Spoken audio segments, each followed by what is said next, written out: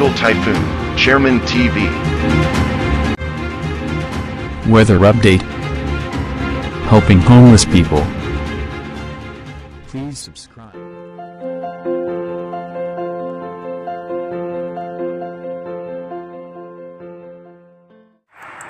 Magandang umaga po. Ito po ang latest update natin para nga po sa lagay ng ating panahon. Patuloy nga pong umiiral sa ating bansa yung shear line na magdadala nga po yan ng mga pag-ulan. Lalong-lalo na nga po dito sa may eastern section ng Central Luzon. Dito po yan sa may parte ng Aurora, Quezon, including Metro Manila, Bicol Region, Mindoro Provinces, at hanggang dito nga po sa may parte ng Palawan, expected nga po natin makakaranas nga po tayo ng pag-ulan.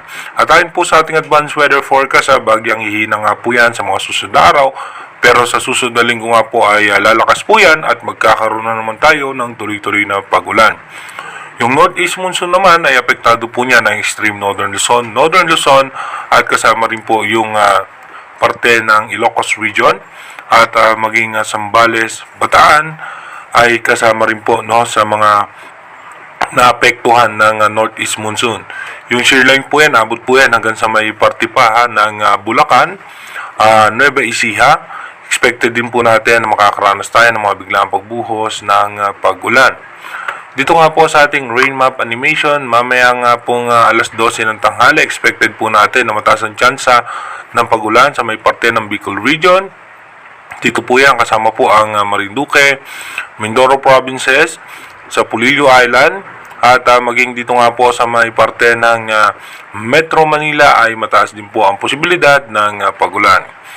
Pagdating naman po ng alas 3 ng hapon mamaya, mas tataas pa po ang tsansa ng pag-ulan. Dito pa rin po sa Bicol Region, eastern section ng Northern Luzon, including Metro Manila and Mindoro Provinces, western section ng Visayas at maging sa parte po ng Mindanao. Pagdating naman po ng alas 6 ng gabi mamaya, expected pa rin po natin may mahina at katamtamang pag-ulan sa may parte pa rin ng Bicol Region, Metro Manila, Quezon, Pulilio Island, kasama pa rin po ang northeastern portion ng Luzon. Western section naman po ng Visayas at Mindanao, mataas po ang posibilidad ng mahina at katamtamang pag-ulan. Pagdating naman po ng alas 10 ng gabi mamaya, ganun pa rin po magiging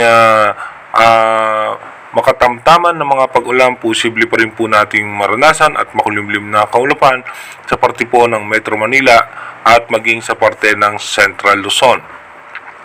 Dito nga po sa ating advanced weather forecast, bukas nga po December 3, expected nga po natin na mas aangat pa yung shear line sa may Northern Luzon. Pagdating po ng December 4 hanggang December 5, expected nga po natin na mataas ang posibilidad ng pag-ulan sa Northern Luzon habang magkakaroon muli tayo ng ITCC sa parte naman po ng Mindanao.